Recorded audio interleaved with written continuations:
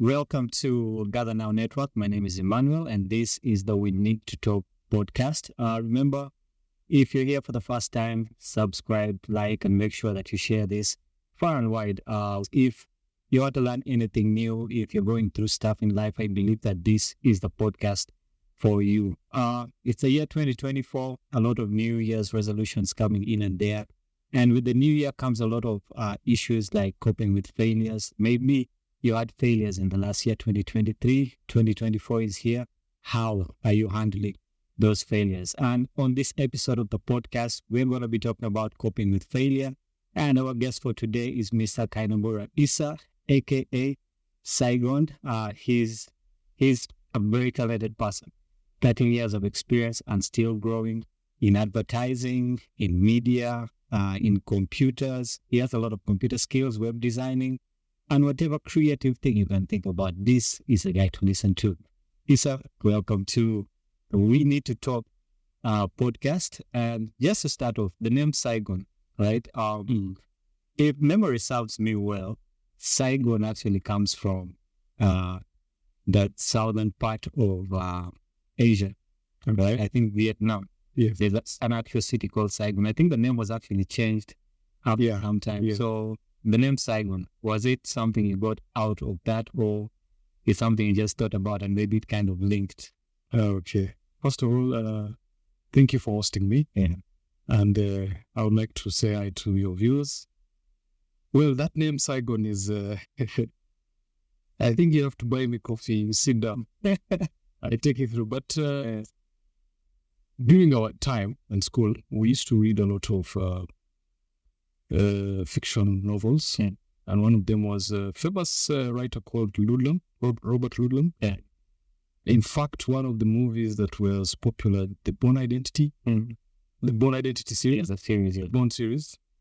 Yes, so Saigon City was very, very historical in the Cold War. Yeah. I think, which was one of the reasons why that war in Vietnam was a clash of powers in another country. Yeah, so how I got to know the name is, I think you have to pay me. Yes, that can be alright. Yes, but I'm called Saigon. Most people know me as Saigon. But yes, my names are those ones you mentioned. My government names. Like you said, you would have to buy coffee and you tell me the whole history of that name. First thing I thought about it was like, he must have been watching like maybe Commando or Rambo 5, Chuck Norris, something like that. So I go pick him up with the name, yeah. But it's an interesting name. And like I said earlier, it's 2024, right? 2023 is good. And I remember New Year's Eve, leading into 2024.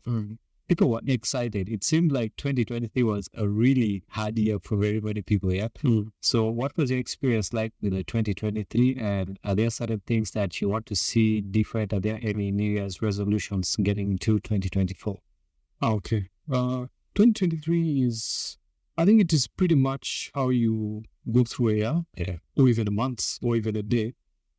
It has become a habit to blame the other year before you start a new one. And personally, I think 2023 was a busy year for me. I made mistakes, but I learned a lot. And definitely, when a new year comes in, you have that energy of starting afresh. Yes, but 2023 was not a bad year. And for me, it's because I have the factors that make it a better year, which is life, having able to sustain yourself. So we attack the 2024 with new energy. Talking about life, you said as long as you have life, it's like kind of like the best life. Everything. But there are people who think just having life is not enough. There's other things that you should really put on to that. So when you value life, just take a moment, just as you go to a bar, just go to Mulago, any of the words, see how that gentleman is admiring your capacity to walk past him, breathe okay, smile, they admire your life. Me, that's life. I think it's true. Anytime I went, we're doing a Christmas drive, into one of the slums. Oh, Yeah. And I mean, when you don't go to such places, you never realize actually what happens there. So went to this particular place, and just the thought of when it rains, you know what happens in these places. Yes, they prepare for when it rains. They prepare for. So one of the kids, right? I mean, when you interact with him, he seems like a happy chap. All right. But at the back of your mind, you're thinking, now, a kid like this, if he grows up in such an environment, you know, what does life hold for him in the future? How is that going to shape, you know, his view of life and his view of other things? Speaking of that, I believe that all of us start from somewhere, of course, all right? So what was your early childhood like? Where did you spend your days? Where did you grow up? Like I was talking with you earlier, I had a tint of Kenyan inside there, so I think that makes one interesting, you know, with the childhood. If I had a chance, I would definitely change my accent, but I picked it up from my colleagues. Yeah, but my early childhood was beautiful.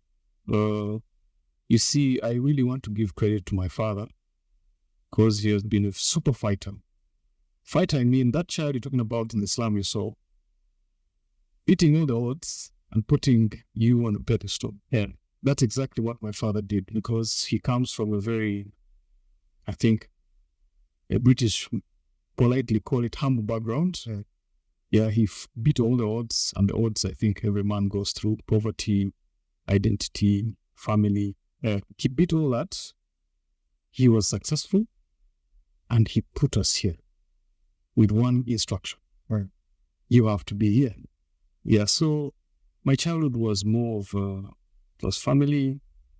There was war for us. Our generation went through the war. Yeah, I think by the time I had my senses, there was war. We had even to leave our homes. If I remember very well, we left our home. We went to a place towards Katonga, like there's a village there. Yeah, so we had to endure that war thing. And of course, even after the war, we had to start a new life, but a better life, because the previous one was not so good. Yeah. I remember my father used to tell me that if you bought a new car, you had to make sure Sergeant, for example, Sergeant Abdallah, who is the OC probably for a post in your town, drives it around so that people know that car belongs to him.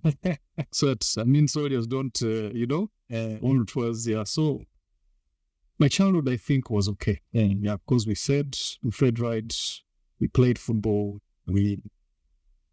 typical African, background. And I think I wanted to quote you on that story you gave me on the ghetto.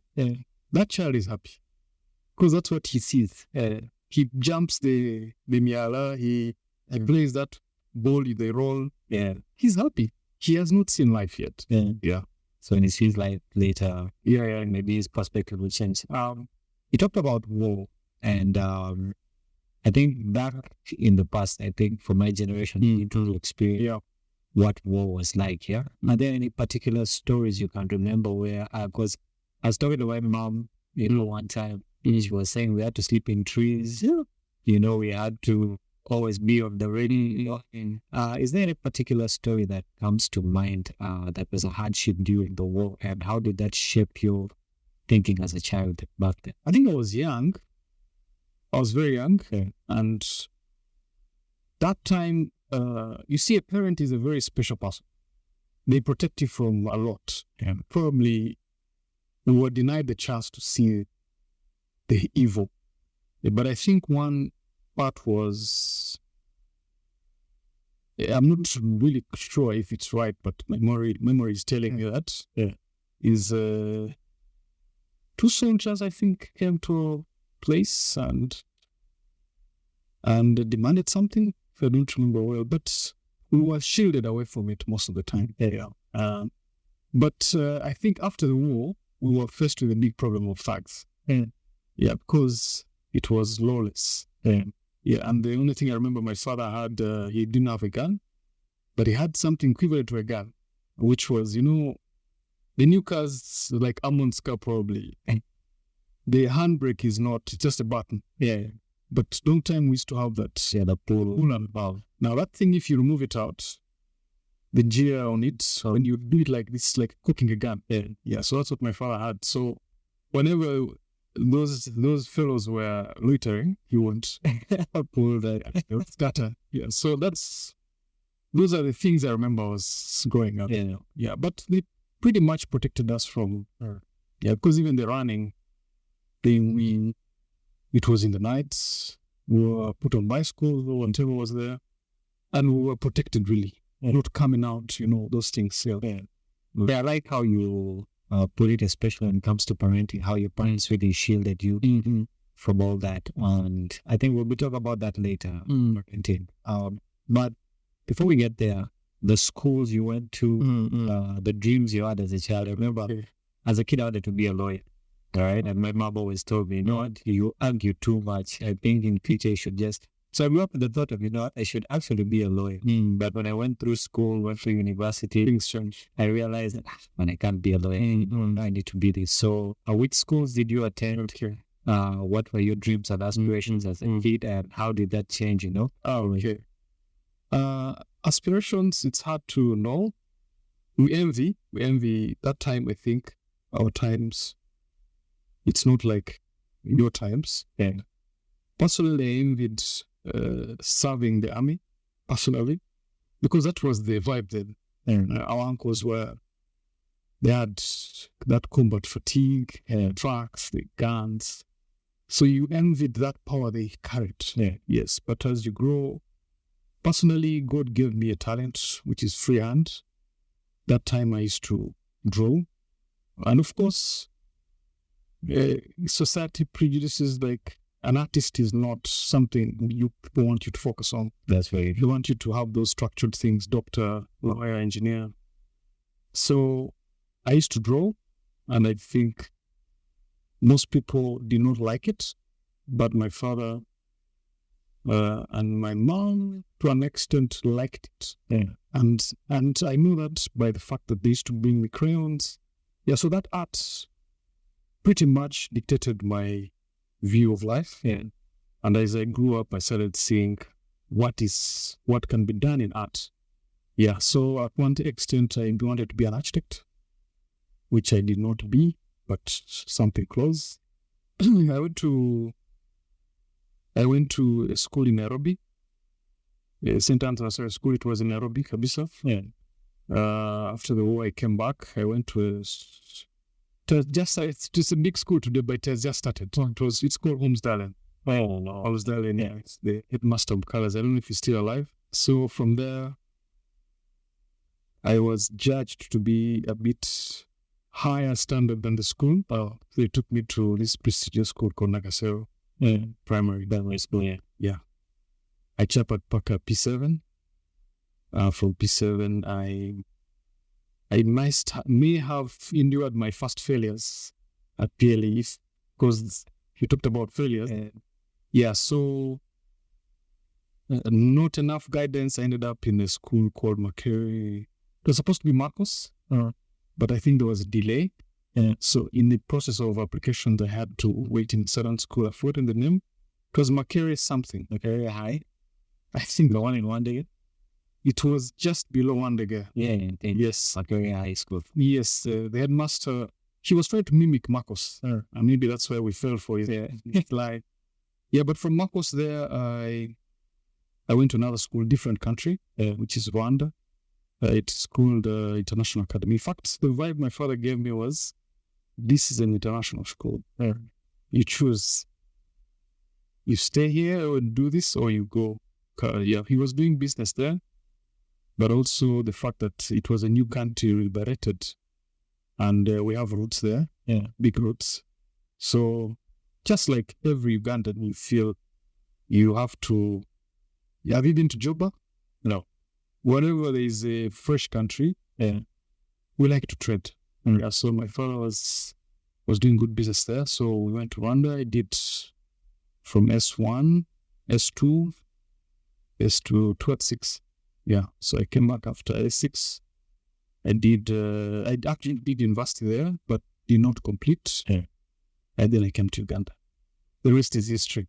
Yes. But to answer your question, I think we plan, but God plans. Yeah. You never know where you end up. Nobody. With that, I think there's a verse in the Bible somewhere that says that man can make plans, but the answer comes from God ultimately. Yes. I think. Yeah.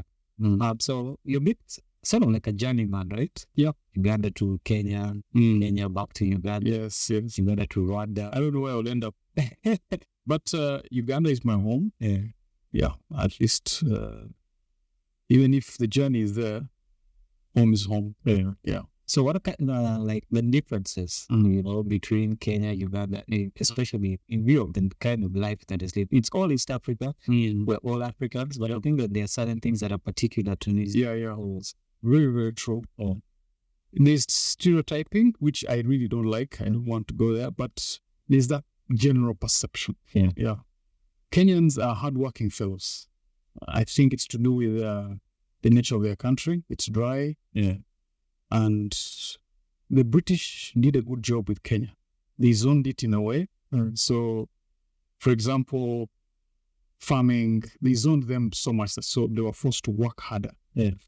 Kenyans are quick. They're really work-oriented, and they have few excuses for work. So theirs is work. Ugandans here, we are more human to an extent. We prefer the good side of life to someone. I'm most likely going to, if you stop me on the road and say, where is this place? I'll tell you, I'll even take you there, but you can't do that in Kenya. They have no time for you. Rwanda on the other side is not, it's a closed community, and I think it doesn't start now, it starts way back. People are more closed in. They value perception more than anything. You may never know if that gentleman is actually sleeping angry. They put on a facade. Yeah, the facade, yes. So it's hard to know, but you survive. We are made to adapt to any, but the differences are there. But Uganda is home. I mean, like it's home to even a Russian. If a Russian settles here, I'll answer your question. Like it's friendly. We are very friendly. I think most of the foreigners I've interacted with have the same thing. Uganda is like family. Yeah. Let's talk about failure. You said in your P7 PLE, right, there was a bit of failure there, and I think it wasn't the only failure in your early life, right? And I think now that you're grown up, you deal with failure differently from the way you dealt with failure back in the day. So, like that example with the PLE and failure there, as a young man growing up, as a child growing up, what was your view of failure, and how did you deal with it at that time? Okay. Yeah, failure, of course, at my age now, failure is just normal. It's actually like a booster. I see people here take rock boom to keep awake. That's what failure does to a person like me now. It keeps you on check. But I cannot quarrel over failure. Coming back to P7, from when I started school, there has always been that theme of excellence. Excel. Not to brag or not to show off, I used to be leading class throughout until around P4. And our generation, as proud as I am, we used to compete, even in class. We compete, kabisa, like you. If I'm number one today, Titus, I cannot forget the name, Soron George. We used to compete. And the fact that there's, I think it was P3, we had 2 number ones in class. So the competition was hot, I think, until P6, and the levels went down. I think life starts coming in there. I got a few issues, health issues, but I was supposed to grab a 4 points. That time, you come from Nakasero, you go to Budo, you go to SMARC, you go to Ntare, those good schools. But I did not grab a 4. Even if I had grabbed something of the same in mocks, I did not grab a 4, and that hit me the wrong way. Yeah, because you lose all your friends because they go to the schools. You cannot knock in. That time there was less of back doors like today. Like you can take your child to Mac. It was that way was straight up. It was straight. It tells you, Max, you don't have a sorry. Even if you were the son of the president, I think that time was possible. So I felt like I had laid down the whole village and the community and everyone. Yeah. So it was hard on me. And I think I didn't recover much until S4. Yeah. So I kept thinking maybe I'm weak, maybe I'm not that. And that is bad for a child because when you go to Budo, for example, there's that confidence they give you. All these good schools. Formerly good school, I don't know now, but there's that pride. Confidence of my man is important. Yeah, very sure, friend. Yeah, so I lacked it for a time, but I recovered it here. Yeah, that's what I can say about that time of the failure. So failure is a wake-up call. Yeah, it's not defeat. I refuse to say that. Yeah. Interesting. So moving on from your early childhood, going to university, being a journeyman within East Africa, I think the other place you didn't really stay in was Tanzania at that. Yes. I've not stepped there. Yeah, I'm reserving. I can go there, but it's historically. Tanzania has historical things to me, so I'm reserving it for the special moment. Yeah. Yeah. So I think all that early childhood, all the failures, and all the experiences that you had, they always contribute to the kind of person that you end up being. Yeah. All right, and also kind of the career you end up choosing. You had earlier talked about. You were good at art. Yeah. It's something that you are talented at, and your parents supported you. Yeah. Buying you crayons, maybe art books, and all those things. When you got into the work field, because art has a lot of branches to it. Yeah. Creatively, advertising, so it's big. It's big. Media. It's a very big thing. When did you finally choose and say, what, I think this is what I should be doing in my life, as opposed to doing other things? Yeah. That's a decision I took in S6. I had one of my first mentors, and I want to say hi to Bob Rentha. Is it Rentha? It's from Fort Portal. He was very instrumental in giving me the real business line of art. Yeah. To us, artists were people who draw, paint, and then sell. There used to be in the village, there used to be people who come with paintings, the usual amateur paintings, and then you buy, you put in the studio. But Bob had gone to Holland. That time, let me use the words you understand, graphic design was strictly for European and Western ones. For us, we had those teachers, even like there was nothing on ground. So Bob had done a course in Netherlands called multimedia. So he started telling me all these things, animations, multimedia. So he, for lack of a better word, he corrupted my mind a little bit. So when I went to university, personally, I wanted to be an architect. I'll be honest with you. I wanted to be an architect, full stop, because I have already drawn structures from bridges to what. But life turned and I didn't get it. So I was wind blew me into what we call, that time it was called computer science. Yeah, I was there. I was performing. But I'll be honest with you, that's when I started my journey to what I'm doing today. Yeah. While everyone was going to the hostels, I was bribing the lab attendant to lock me in because I had gotten, there's on the computer, I don't know if it's still there because I rarely use Windows.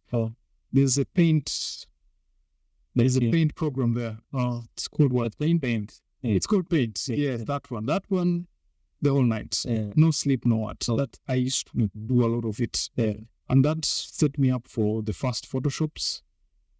It went like that. Yeah. And even if I was doing IT, in fact, I read a book in the library that build a website in 21 days. 21 days is nothing to a student. I sat down and read it. I was doing my first HTML, even before my fellow students in class. So I have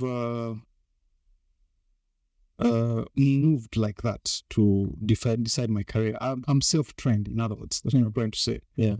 And I have been attracted to people who are near me in the fields. Yeah, there's Charles Otieno who influenced me in websites, taught me all this open source. But deep down, I was more of an artist. These website things were more of survival. My thing was to design. Design these cups, design, for example, you know, a hole. A kumbi or a call, yes. Why is it designed like that? Can't I design something better? So those are the things that I kept. I once redesigned the parliament in my free time. Like, you rethink something, and that's what artists do. Rethink. So the designing thing has been very instrumental. Where I ended up was because of that creation. You create, So that's how the career chose me. And I chose it. Nice. I think that's how I can say it. It chose me, really. So you said you redesigned Parliament. Yes, I did it. I did. I don't know who took it, but they used to take everything of mine. Because I really did a lot of things. And by the way, maybe to give you a small, you said piece of life. A lady called Winnie Loako. She was the marketing manager of Sheraton. Organized an art competition for all the schools in Kampala. I don't remember. I think 1996. I don't know if you guys were born that time. Sit down. I feel so old today. So I was among the two winners from Nakasero Prep. And we were hosted at Sheraton. And that's the time I really appreciated my art. And of course, later I also won a silver medal from Japan. They have that annual, biannual competition. So art has been, and like they say, do you listen to blues? I know. Okay, Indiari? Indeed. Yes. An artist thinks with his heart. That's what Indiari is saying. So we tend to think with our hearts. It's an emotional thing, but that's what artists do. It's a more emotional connection. So art, as we put it, right? And I think with the change of technology, it has really changed. I mean, with technologies like Photoshop, Lightroom, of course, and all these other things, 3D modeling, all that. There are still some people that think, man, you just draw. What? Right? And there's some parents also now, have a couple of cousins here and there. They're very good at art, but up to now, they're not taken seriously. They think art is just part of talent and you really can't monetize it, right? So what are your thoughts on that, especially in a country like the way, again, I think we're shifting out of the mindset of you should be a doctor, but it's still a ways to go, all right? So what are your thoughts on that when it comes to like parents? I mean, what could you tell them? If their kid is really good at art, they really want to take it on as a profession, but the parents on one side don't see it as something serious, not seeing it is failure, number one. But I think I'll just give you, I don't want to really blame parents. For example, my wife, it was not unheard of 15 years or 20 years ago. There's a time where Uganda had only Kenyans doing design. So most of these jobs are new to the old traditional ones. Some parents may not understand them. And so what Bob did to me is what I would do to the parents out there, because Bob showed me the opportunities that lie in the free hand I had. So a boy who is an artist, or a child, or a girl, once you see, because the first symptom, I don't know what other word to use, the first symptom of an artist is they'll draw something, a piece of paper. Not the usual bad drawing, but someone, if she or he draws something and it's really neat and good, then you know the kid has talent. Yeah. And from there, you start sharpening. I don't know if you see how the Chinese and the East side of the world, they don't joke with talent. When they identify a kid, they nurture you, they polish you until end. For example, today, I am wowed by China's art. They have recorded 5,000 years of history, of art and their history. It's so beautiful. And that is something I think I'm going to try and do, at least for my remaining years, to see how we can, because artists are very important for a community, big time. Look at their history, the Romans, the Egyptians, all the civilizations. There's a king, there is the magician, I think the shrink, I don't know how they're called, and then there's an artist. The artist is where you find the architect, the art. So art is a very important person in the country. So to the parents, I think, nurture your child and get a profession in art to guide them. Today, as I speak, I run a small design agency, marketing digital agency, but I also know a lot of people are doing our things. Movie industry is 50% art. From a copywriter to the scriptwriter. Music, same story. Much as you sing, but there's a gentleman like these people in front of us. They create that story borders and all. Yes, I mean, art is everywhere, and that's where the money is. I don't think doctors earn more than. I don't think there's a time a doctor earns more than me. That's what I think. I'm sorry, I don't want to be very braggative or. There's no way a doctor earned more than me. But before then, it was hard to imagine. Today, a musician, even you've seen Alien Skin, he's making a hell of money. Which an engineer, a civil engineer from Maastricht or whatever, is not earning. So we need to understand these new the new ones. Shifts. That's what I can say. If you have an artist, bring him to me or call in a lot of people. Don't lose the child. After all, I've seen doctors who came back to art. They got all the papers, but they came back. Very many. Well, one of the radio presenters, Mitch, they worked. I think he did veterinary medicine in Salvador. Salvador is he's an engineer. But I don't think the money has to do with the arts. So let's not lose the talent. And it's good given, by the way. Technology has really changed. It's not way back what it was. And now we're getting into the time of AI. And it's revolutionizing the game, if I can say that. And there's a fear that AI is going to take away your job.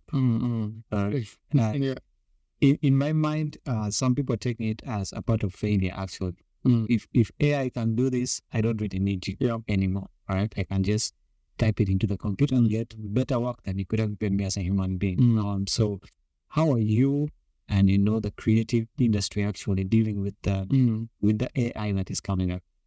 You're right. I think AI is not the first time to I don't know what word they use there to disturb the norm. Disturb. It is a word, disrupt. Not the first to disrupt a norm. We just need to adapt and use. And these are tools, by the way. It's not, you can't just think AI is, what's AI? A tool. It's a tool that uses programming, whatever, by a human being. Like you feed all this, you give it a basket of things, and it picks from that. It cannot go beyond. A basic thing is like, for example, if I'm to recreate a coffee cup, I don't think AI would be helpful. It will give you all types of coffee cups that it knows that has been done, but it will not rethink it. So you need a human brain. So I think the best way to handle this is to use it. To use it to add value to your service. Other than worrying about it taking away. Of course, things will change a bit, because if you need a logo, for example, You go to Fiverr or to these other AI platforms. They get your logo, but I guarantee you, a logo from an artist is right that it's more human and more better because it's well thought. AI does not think beyond what they feed it. So AI is actually not. It's a threat, but not a big threat. It's not a big threat. Actually, it's a tool. It's a tool. Like, for example, there's a funny joke about a thing I read sometime. The gentleman who was Ford, the one who made the car. Ford. Yeah. It took him time to convince those guys who used the horse carriages that this was the best option. It took time, but the horses did not die. They're still there. But the car is.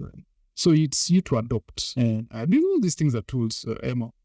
Most of them are tools. It's just how we use them for better. I think to speak about the same Ford, the car wipers.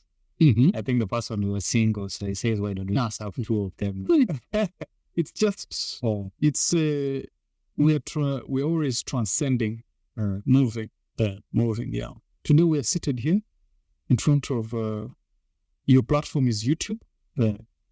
Long time it was the preserve of a few studios like UBC. It was not anywhere to find. So you just keep advancing. You just need to adapt. I think that's one of the strongest things about human beings. We adapt. Because if you throw someone in a desert, we'll find a way. And we're, by the way, engineered for that. We're just weak sometimes, but we're engineered for any adapting. True. I think with the work you've done over the past years, I think 13 years of experience.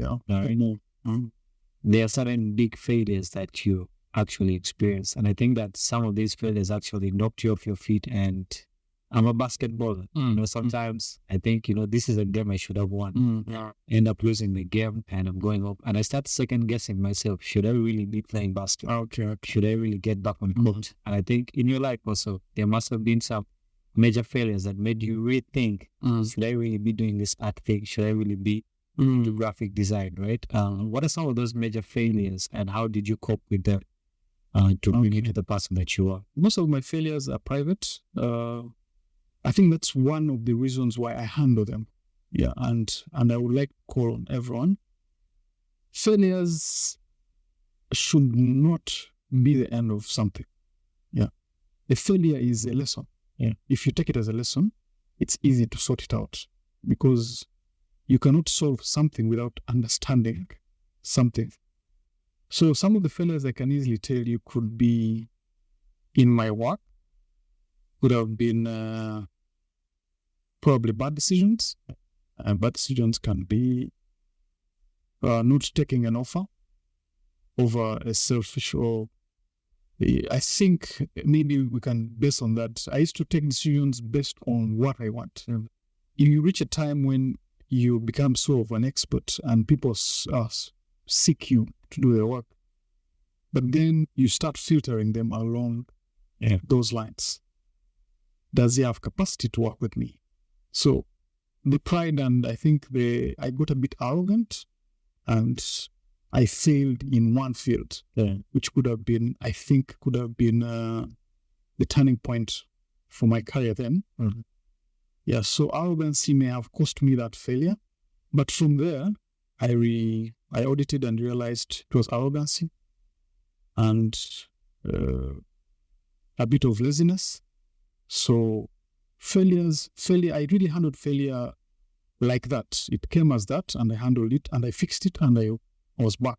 Most of your failures are proven. Yes. And I think, it's good to keep some of those failures private sometimes, because my mom told me once, right? There's a time I was really struggling, and she said, when you get out of this house, act like everything is normal. Thank you. All right? When you come back here, you can face your failures inside face, all right? And it will make you stronger to face the world out there. Yes. And I think, sometimes failures actually... Can I add something to it? I think most of our reasons why we can't deal with failure is because we share it with the world. Now, when you share it with the world, you tell Emma, you tell X, Y. If those 3 people you have told don't help you, they're most likely going to tag you to the failure. Another tagging is more pressure on you, and you end up feeling hopeless. Yeah, but if it's private, you keep handling it, you keep thinking about it. Yeah, and you solve it. If you're man enough, I'm sorry to use that word. Yeah. I know these days people are too sensitive. But if you're man enough, if you have the balls, like Americans say, you deal with your failure. What failures of men are not the ones I know. You failed to get this girl, you failed to get this job, you can't get the car like Emma has. Because they're very small failure, you understand? But the biggest failure I think I could worry about is you failing your family or your parents or your community. That's what I think personally. That's a wrong failure to land on your desk. But the rest of the failures are manageable, in my own view. Talking about that and community, there are a lot of times that we think we're doing something right? But then according to the community, there's a way that we are failing them, right? I'll give an example of, let's say, I chose to play a certain sport or to be a creative director, and my community thinks, you know what, right?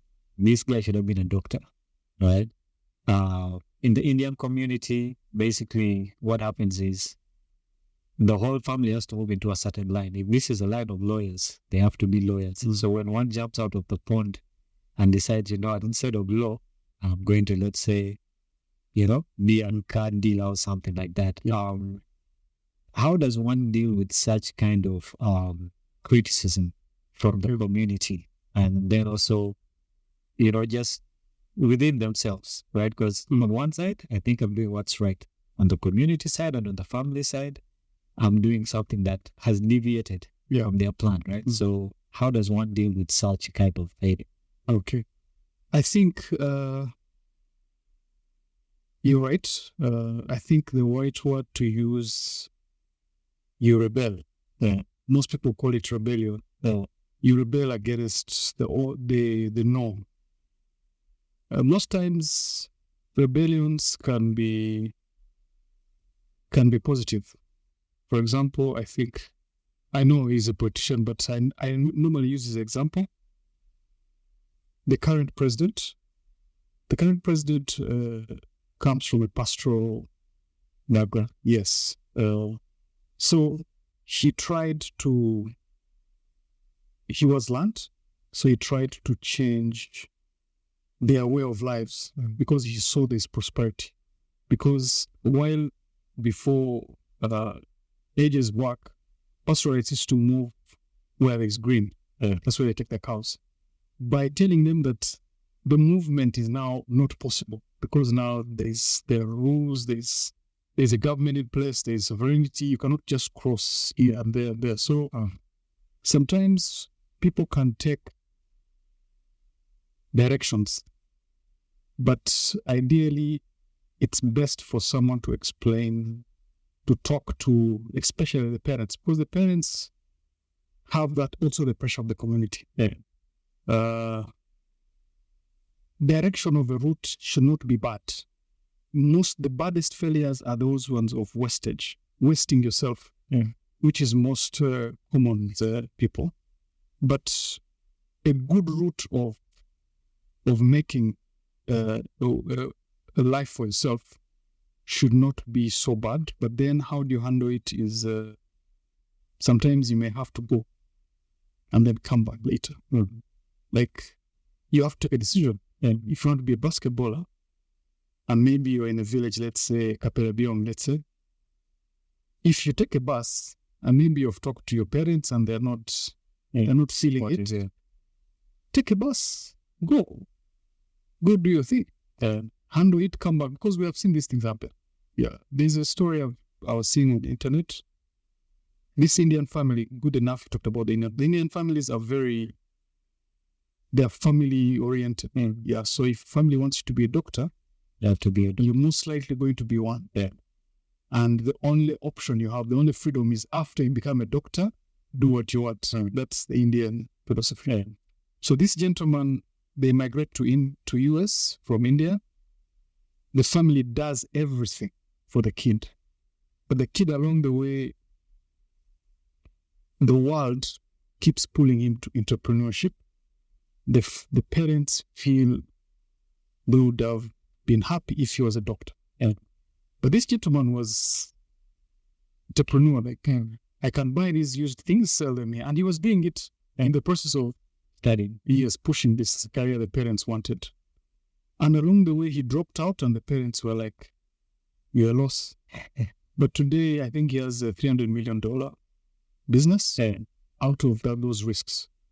So I think if you feel, mitigate all your risks, do your homework, pursue something you feel will be valuable to you. Not just emotionally attached. Yeah, and I think the best way to do it is get someone in that same field to give you, like for example, like he was doing basketball. Look for, what's his name? I know one basketball. Is it Mondi? No, sorry. Omoin State. Omoin, yeah, the dark skinned. I mean, he's available. Talk to him. You look for people who are in that field. Let them talk to you and find a way of also bring them closer to that, because the family is what makes us. Right. Yeah.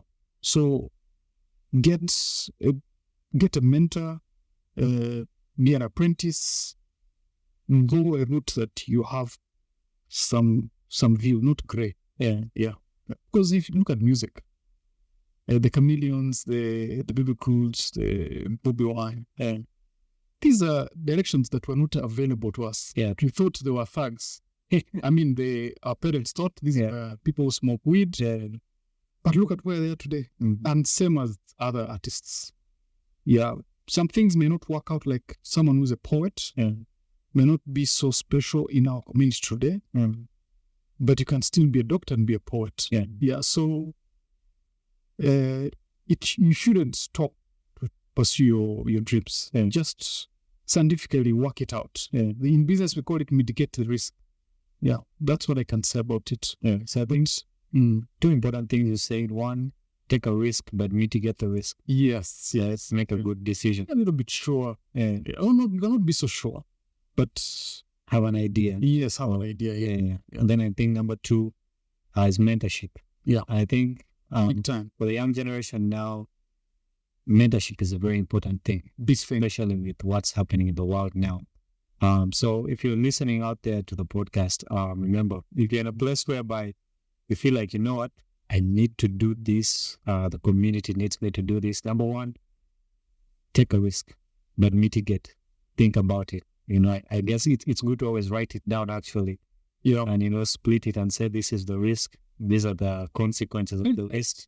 Calculate it and see. Yeah. Right? And then also get a mentor, someone who's in that field, someone who has really been there, who has been there for a while. And I think that kind of guidance is really good because it puts you on the right track. It gives you a vision and a mission. Exactly. For where you want to get to. And one more thing on that, everyone, no matter his status, they want to teach. If you come to me and tell me about this industry, I'll gladly tell you that industry. And I'll tell you the challenges. Are you ready for this? That's it. Instead of most people prefer to, yes, we have to use wings to fly, or some others, but people prefer to know favors than actually guidance. Yeah. For example, someone wants to give him capital instead of guidance. Yeah. So, mentorship is very important. It's the whole teach a man how to fish instead of just giving him a fish, right? Yeah. Think about that. When it comes to failure, community, and family, all right? There are a lot of times that when you fail to reconcile yourself and the community, yourself and your family, it leads to kind of mental issues, all right? And sometimes there are a lot of people dealing with a lot of stress, anxiety, depression, on the bad side, some people have gone into, I don't know, ADHD, post-trauma, and all these other things. And failure could be one of the causes, right? So when it comes to, and I would say it's mental health, because that is what we're dealing with these days, right? Mental health. When failure leads you to a place where your mental health is not at the best of it, all right? And you've gone into a really dark place. How does one bring themselves out of that? If I'm depressed, and also the people around me are really not helping me out, right? How do I deal with such an issue and actually come back to a place whereby, I can grow myself again, maybe reinvent myself? True. I think the first step, and I would like to tell all the young people listening to us, number one is, as a man or as a woman, stress, anxiety should be a norm. It should be business as usual.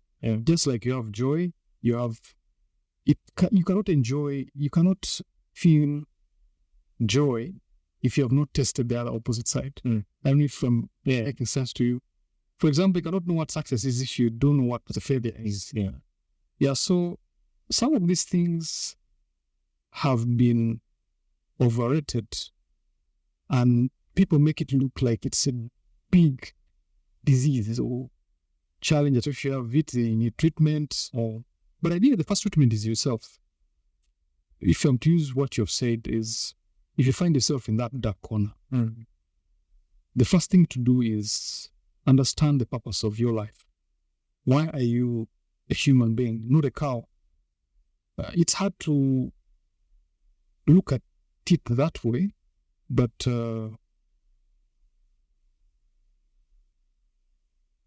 me, I've been given one super weapon right from childhood, which is Islam. Islam teaches us to accept and to thank both good and bad. Give me a scenario where what would have caused that person to be in the dark corner. So what issue pushed him there? So let's paint a picture of these days when we talk about success. All right, success is getting a good job. Yes. All right, probably getting married and having a child. Or children. All right, buying a piece of land somewhere, a house on it. All right, that is a view of success these days. But away from that, I might have a good job. All right, but at that point in time, I'm not actually willing to get married. Maybe I want to postpone it for later. And on one side, my parents and the community are hounding me about, get married. And then you find that now it starts creating a gap between me and them. So it's like every time we get to interact, they're hounding me with this, to a place where it leads to stress. All right. It leads to division between me and the family, because if there's a family gathering, I really don't want to go and deal with that stress of the telling you to put your BCD, all right? Or we could also put it in a way that maybe I have a job, I'm not making that much money, and I'm supposed to take care of the family, all right? My mom is asking for money here, my little cousins, I'm supposed to take care of them here and there, and at the same time, I'm supposed to be taking care of myself. Yourself, competing with your friends. Yes, competing with my friends also, all right?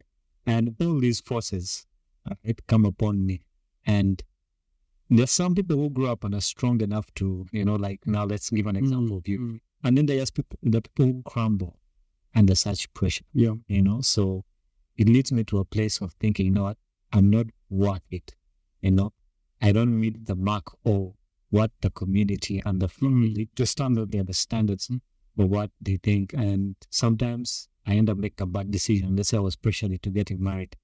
I marry a woman X, and along the road, things are going bad.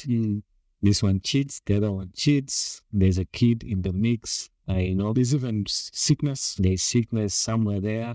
And then we end up into depression. Okay. All right. So in such a situation, how do you deal with it? I think in the beginning when we were talking, I said it's number one, it's best keep your failures private. Today, most of these counselors, they're called counselors? They're counselors. They're psychiatrists. Psychiatrists, yes. They tend to tell people to open up. Open up. You have seen churches where people testify. But in my own opinion, as Saigo, I feel you double the problem when you decide. However, I am not saying you shouldn't talk to someone. Talk to someone when you want guidance, not to vent, to share you cannot share pain. It's impossible. If let's say, like you said, they're pressuring you to marry, you're now dodging all family activities, even missing calls of your parents or your guardians or your family because of that question, then I think you just need to man up. Like, man up. No one is feeding you. You're a man. Parents love us unconditionally. Let's be honest. Whether you have money or you don't have money. Some parents, not parents are all the same, but I know for sure that if your parent knows you're working here and you're earning this and you're spending this, if you have talk, I think maybe men need to grow up. That's what, I'm sorry to be so blunt, but once you clock 20, okay, once you finish your university and you're working, you're living in your, like we used to call them shacks, like your space. Even if there's nothing there, it's your space. You should be able to have the conversation with your father because, you're a man now. You're not under his roof. You should be able to tell him that, look, I cannot marry now because I need to stabilize and work. And if you want me to marry, this is the hilarious part, get me a wife. Put the pressure back. If you want me to marry, look for a suitor, and then I'll choose. And if they bring, maybe say, no, like you buy your time. We can use your skills you used to do your straight thing, to hustle. Yes, to also don't run away from. The problem is running away. Most of our people run away from issues. I have an issue with you. Probably you're hitting on my wife or my girlfriend, but I'll not tell you. You understand? But if I told you, maybe you could find a way to. Yes, you can maybe stop, or you can say, okay, no, let's compete. And I know, but most people tend to run away. Most people are hypocrites, and it is one of the big problems. People are not what they are. I think if you listen to hip hop, there's a gentleman called Tupac. He talks about someone who's being funny. Funny is trying to be what you're not. And if we first, I don't see a problem me going to a function. If they've raised you right as a man, go to a function. At least the way you lie your friends that have a line to answer that question. You know that question? The question you say that why not mine? Have a line, a smart line. Spend the whole night thinking about that line. Hang it. And people will respect you for that. They will say, X is the guy, he has his plans. And that way you're not running away. The moment you start running, the road ends also. You go to that extreme end where you are stuck. And if I'm to give you a solution for stuckness, I think the first thing is to first look back and appreciate yourself. And life is not about competition necessarily. It's not necessarily, we are not equal in terms of, I call them blessings. Because, for example, Emma, you cannot kill yourself over failing to get a business. But because a bird wakes up, I give you an example of a bird, a small bird. These birds that sing in the morning. They have no business plan to get food. They wake up, they fly all over, and they come back full. You know that?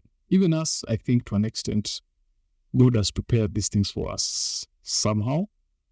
We just need to live within our means, be content, because I could be crying over not having the phone like Emma's. Yet the gentleman behind me does not even have half of what I have. Yeah, true. Yeah, so I think contentment is a problem. If you can be content with everything you have, and pray on, work harder for what you have, what you want to have, I think you can avoid that scenario. Yeah. I think a couple of important things you said there. One, don't run no issues. Don't. All right. Yes. And be smart about dealing with them. Deal with them like you deal other things. Yeah. Most of these young boys, you find they're playing around with 5 girls. That is a skill.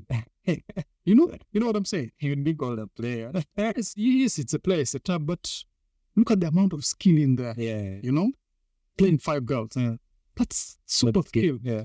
Why are you failing to use the same skill to And I think they don't see it in that perspective. They don't see what kind of skill it takes. And I think what motivates them here may not be motivating them in a bad, but it has proved that you have the skill to mitigate the 5 girls. Of course, your motivation there is a different thing. Here, your motivation should keep family line open. Yeah, right. And then another important thing I think you said, when you reach the end of the road, just look back and appreciate. Yes. I think so many times we only look at the negative part of life. Like, I reached to that point, I'm thinking, man, all these bad things have happened to me, and the positive things kind of are just swept to now. So if you're out there and you're really facing hard time, look back with the good things that happened to you. I mean, like you said earlier, life in itself, as long as you still have life, there's a lot of things that can happen. And then another important thing you said is contentment. Yes. Be content with what's your biggest disease we have today. Yeah, contentment. Yeah. So, I mean, if you have an Android, there's this Android iPhone war, right? Be content with what you're. It's quite. Yeah, if I'm to use Jay-Z's words, yes, it's not important. Yeah. And I think another thing you said is, don't compare yourself. I mean, I can't compare myself to you. There are certain things that you are that I can never. All right. I have good things about me. You have good things about you. And I think that brings me to the next thing. With the advent of technology, a lot of things change, right? Every time you go onto social media, you realize that the picture that people paint of themselves is not who they are. All right. I could go on the internet and, I don't know, find a Benz on the road somewhere, stand next to the Benz, take a photo, take a short, right? And whatever caption I put to that is up to me. Okay. And I have people believe that, you know what, I'm living the good life. Right? Yet in the background, I'm actually not struggling. I'm actually struggling. All right. So what would be kind of your thoughts on that, especially when it comes to social media? All right. Should people be real on social media? Or again, should it be like, be street smart about it? Show them one side or then deal with the other side. I'll set with that street smart. If for some reason you enjoy being seen as a rich man when you're not, don't get sucked in. Because the problem is getting sucked in. Now, by pretending to be rich, and then you fear going home because you probably don't have that car, or you fear meeting your friends because you won't shoot them around or something, that is where the problems start maybe. But ideally, being real is a characteristic of a very intelligent man. Yeah, I mean, strong men, masculine men are real. They don't. There's no pretense. Today we do that. Most people do it because some people do it to benefit something. For example, like I said, a boy between 16 and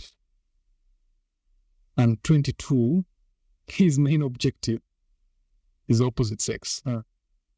Now, he will do anything to be attractive. I think they used to call it game no time ago. Yeah, still the same. Yeah. Someone borrows, our time was BlackBerry. You borrow Emma's BlackBerry. You go take Emon's All-Star. He go for a date. Borrow a good chain somewhere. Thank you. That's just borrowed confidence. And if you cannot understand that, because you could be overdoing, if you overdo it, you're definitely going to be enslaved in there. And that's where those things start. You find you're drowning. You're feeling, why is Emma more? Why is he achieving more than me? Yet, I am better than Emma. Yeah. So once you're trapped in that funny behavior, it does you more harm than good. So my advice to people is to try and be real. Yeah, try and be real. If you're called Sembatia Ismail, or be Sembatia Ismail and put your alias. If you're running a business, tell everyone you're running a business. Yeah. You're not what do they call it? You're not these city dealers like Range Rovers and you're not. So I think being real is good because it also attracts the right. You see, the world gives us tools we need. If you're real, if you're a basketballer, and you show it all the time that you're a basketballer, even the help, the guidance, the blessings, they will come in that form. But if you pretend, you'll not get that thing you are. Yeah. I don't know if I make my point clear. Yeah. You're like what you show is what you attract.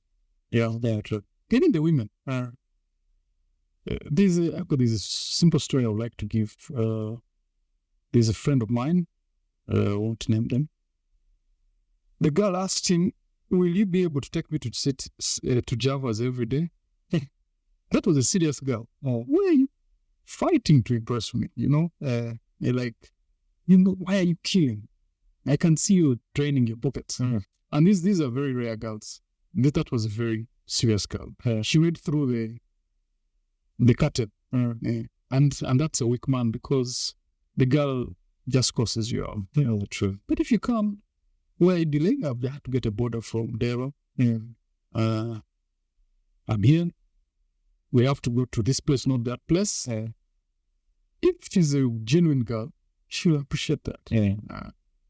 Yeah, that's what I think. But nevertheless, there's also one side called marketing. Me in my area of marketing is what we call the image.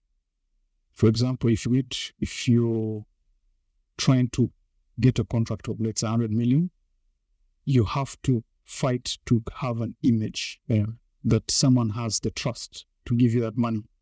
Yeah, so there's that other side. Yeah, but don't be trapped in it. Yeah, I think what you're talking about is this other social media. Yeah, social media. The internet has destroyed a lot of our perception of things.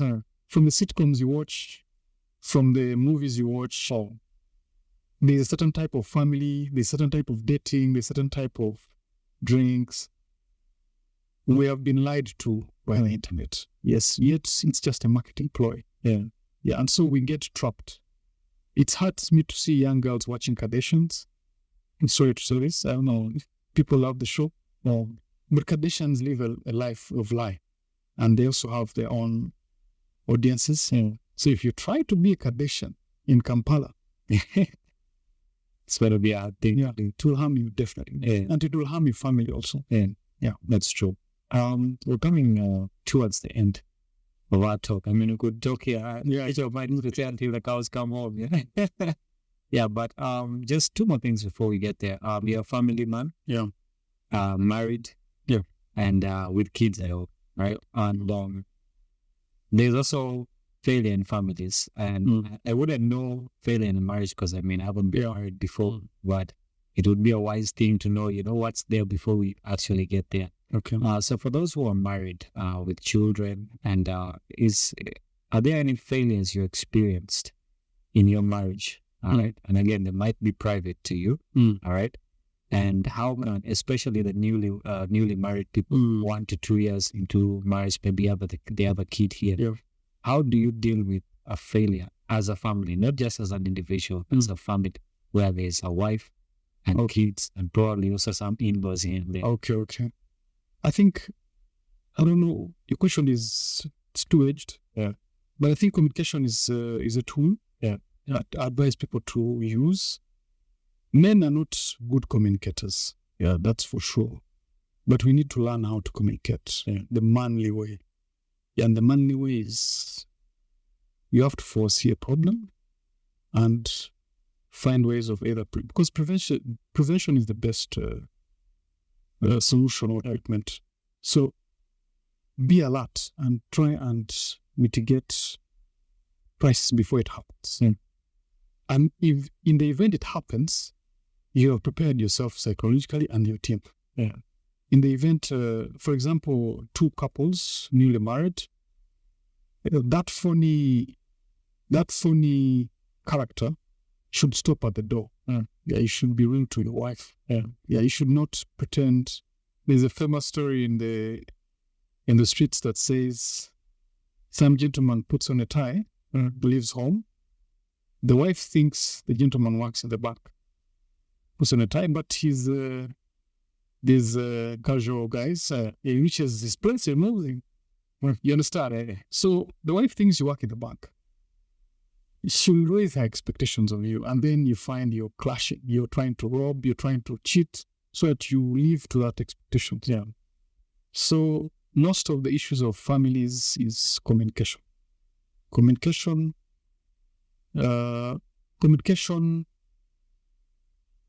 solves that devil called expectations. Yeah. Because expectation is where we all die from. Right. Yeah. If you have expectations in me, and I don't deliver, what are you going to feel? And you feel like betrayal, or I'm probably a bad person, or I'm not mean. Yeah, so communicate, be faithful, and faithful, I mean not just be faithful to the woman, because commitment is commitment. Yeah. If you're Muslim like me and you feel one wife's enough, there are measures in our religion that give you that. Yeah. But don't betray that union you entered. Yeah. Yeah, so communication, commitment, be fair, and be truthful, but above all, I repeat the word, be a man. Yeah. Right. We've talked about a lot of things, and we talked about coping with failure. A lot of things you've said, contentment, being real. You've said it a lot. And one of the most important things we've actually said when it comes to things like dealing with the internet, we talked about AI actually, is that all these things are tools, right, to make your life better. And I think the way you use a tool will determine what output you get with it, right? And so if you're out there and, you're struggling with, especially when it comes to the technological side, use these things as tools. All right. Even the information that we have is a tool. It's true. All right. Whatever we learn, whatever experiences, all these are tools to make us get to the place that we want to, Finally, I just want to ask this. You as a person, sideward. All right. I know for everyone, there's that one thing that always gets them back on track. All right. For me, when I go through a hard time, there's a phrase that this too shall pass. I know that, as clear as day and night, this thing has to pass, no matter what it is. Even if it's a sickness that leads me to death, it passed. I died, right? So for you, what is that? Maybe that phrase, maybe that quote that you always fall back on when things are not going right for you, and that kind of like steers you back to that direction. That's a really good question, and in fact, it is a formula. Yeah, one gets it, then there's nothing that can stop you. Personally, like I said, I'm Muslim. I have that philosophy in me. Yeah. Every bad thing, like they tell us, or in Islam they say, if you ask God for strength, He will not just give you strength. He will give you a few fights. You get scuffed, you get stronger, you get so the challenges, the failures that come to you, or the challenges, make you stronger. Yeah, and I feel if you get a problem, see beyond the problem. Yeah, don't focus on the problem, because I think one good example that it's very painful for anyone is losing a loved one. Yeah. When you lose your loved one, you're a human being. You'll hurt. Yeah. But look beyond. Yeah, you'll hurt, but look beyond. Accept. The first thing is to accept that you're there. And then you start moving slowly out. Most of the people we have today, most of the people in those dark corners talked about, people who are dragging themselves to death, drinking themselves to death, are people who have refused to accept what has happened. And the acceptance is the first direction, in the first step in the right direction. Yeah. So, I almost forgot to answer the question. Sorry. Yeah. So is there like a quote or a phrase? Yes. For me, I think my mantra is, if I get a problem, I believe it's from God. Yeah. When I believe like that, I know it is preparing me for something else. Yeah. So I try and be positive enough. Think of what may be coming. I can give you a good example is we invest money, 20 million in a project with high expectations, the passion, and it falls flat. What do you do? And that's what your question is. Yeah. So I go back and say, the Murphy law? Whatever happens, What's going to happen will happen. Yeah. And that's what gets me going. I know what's going to happen will happen. I've been seeing the story about the shooting of Jingo and other things. Some things are bound to happen. He did not switch his seat out of information or knowledge. No. Just happen. Yeah. So whatever comes your way should not be, it's not bad. Yeah. It is bad, yes, but it's not really bad. Yeah. So if you understand that, you can come up with anything. Yeah. Interesting. I think also that comes back to these two shall pass. It's the same philosophy. Yeah. Everything passes. Yeah. Rain stops, sunshine stops. Yeah. A marriage, being single, like you stop. You can't live forever. Yeah, that's really true. Yeah, but I think bottom line is this life we live is hard work. Yeah, it should not stop work. Should not stop working on it. Yeah, don't stop living. Because once you stop living, you're as good as dead. Yeah. All right. We've come to the end of it, but I just want you to give. Probably there's someone who's watching this podcast out there. They fell on it by mistake. Someone recommended it to them. Someone said Saigon is going to be on this episode, and they came to it, and they're really in a dark place right now. All right. Some of them are thinking of quitting. Yeah. I hope no one is thinking about taking their life, when it comes to those situations. What would you say to such a person, to help them get out of that place? Yeah, that's a tough one on me. But for you who's watching and you're stuck, I think that's the right word to use. You're stuck. The only way out is for you to know that there's nothing in this world that can break a human being. Nothing in this world. Even the death. Death is just a transition. Does not stop you. So just step out, go to the hospitals, especially these big hospitals, visit those sick people, talk to them. For us in Islam, they tell you the prayers of a sick person are more likely going to be heard. That's step one. Go out, look at people who are worse than you. You've seen Jamas who don't have legs. Yeah. You've seen people who have autism. Now would you sit there and say that life has failed? When someone who has autism is living a life? Yeah. No legs, living a life. Someone was shot in the mouth, and I think weakness is not true. We're not weak. We're just being told the wrong things. And honestly, the first thing to do is look at those people below you, people who are behind you. Go to the village, look at your surrounding. Number two, start working towards your recovery. And recovery is not drugs. Recovery is not alcohol. Recovery is not pretending. Be yourself.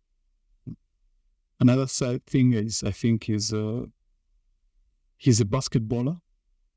If you're really on the wall, do some physical work. Physical activity tends to flow the blood, just like travel. Traveling does not mean you go into the Bahamas. Just if you're in Chengera, visit your friend in Nigeria. Change environment, change the people around you. Don't leave them, but just switch a little bit. And you'll see the freshness that comes with it. Yeah. Physical activity is very good. It gives you a new sense of energy but avoid alcohol, avoid drugs, avoid all those vices we do. They do not help in any way. Yeah. Yeah, and those are drugs, by the way. And they have another something else tied to them. They have something else they solve. Yeah. They don't solve your problems. Yeah, so don't abuse them. Yeah, I think that's what I can say. Yeah. Ideally, I would have told them to be Muslim, but it'd be so overbearing. But fear God. Yeah, fear God. Change your environment. Be physical work. Most of the people in Kampala and metropolitans, most of the issues we have are more to do with sitting and routine. 9 to 5. Same people, same route, same. You're going to work every day, and then your brain starts getting clogged. Yeah. So every small setback, you feel like the world is crashing on you, yet it's not true. Yeah. All right. That's what I can say. All right. If anyone wanted to reach out to you, maybe there's a graphic designer out there, an artist, and they wanted to reach out to you on social media, where would they find you at? I'm on Twitter. I'm not so active, but I'm on Twitter. Facebook, I am there, but it's not. I'm major on Twitter. Yeah. And I'm there to probably throw in a few words of wisdom. Yeah, but my Twitter account is, maybe you can put it on the description. Yeah, I will just put it. Yes. But I'm a very available gentleman. I don't hang out like, no. I probably hang out in the mosque for Juma. Yeah. I hang out to eat. I enjoy eating. Yeah. Those are the things that people no longer enjoy. Feasting. I call all of you to my house with a feast. Yeah. We share things. I'm more of a people-centric because we're people, we rely on people. Not necessarily help, but they feed us that positive energy. And so meet people, feast people. One thing actually you should do, you young men, is if you get a home, your house, every month, cook a meal and invite everyone without any stories. No beer, alcohol, because it ends up the wrong way. Just eat and maybe watch football. That socialization helps us, not to get so isolated. I think when you talked about cook a meal, all the guys' eyes just lit up. Yeah. So should we expect that you cook us a meal one? Absolutely. Every year, I know people, I always wondered why non-Muslims, and by that I'm not being so religious, whatever, but you and I know that when it's Eid, a lot of people are so excited about pilau. Yet pilau is on the menu of every restaurant. Why are they excited about Eid? It's because of that feasting together. If you look at read our history, either our kings or those empire kings, feasting was a very important thing. It solves a lot of issues. So I advise you guys to feast, but if it's Eid, please, you will invite and come through. Much as you can buy pilau at CJ's and any place, that pilau of Eid is special. It's made at home. It's very special. All right. Now, lastly, in our next episode, we'll be talking about, because we talk about coping with failure in this episode, the next episode, we talk about transitions in life, transitioning. And we'll probably have another guest. So what question would you have for that guest coming here that they would have to tackle? They're about transitioning in life. Maybe explain to me what you mean by transition. So transitioning in life could be, let's say I want to take the leap, let's say from being a doctor, and I want to get into graphic design. Right? And I'm really confused about taking that leap. It's a very big transition. I want to move from being an engineer into a farmer. So if there's one question you could ask the next guest who will be talking about that, what question would that be? I think the question would be, what's the first sign that you need to transition? Transition. What's that first sign that you need to know to do? Yeah, so that people know. Yeah, personally I know, but Yeah. I You would don't like get their perspective. the young people to know because they are so busy. The internet has made them busy. TikTok Kwanzaa has totally taken their time. So maybe that's the first question I can push to him. Yeah. All right, Saigon, thank you very much for coming to the podcast. A lot of things that you have said that are really important, even for me. I mean, just sitting here, I've been noting down these things, and I believe that these are things that would not only be helpful to me, but to whoever is listening out there. And if you're out there, this is the We Need to Talk on GNN Network. Remember to subscribe, to like, push it out there. There's a friend of yours, a family member who could be going through failure right now, and they need information. They need to know that you care about them, and everything we've discussed here today would help them. So just rope them in, pull them into the family. And for me, Emmanuel, and the guys in the crew, I just want to say thank you to them. Next episode, we'll be talking about transitioning in life, and Saigon has already asked the question, so that's where we'll be starting from the next episode. So thank you, and have a good day, have a good night, wherever you're watching or listening to this from. And remember, make 2024 the best year it can be. Have a good one.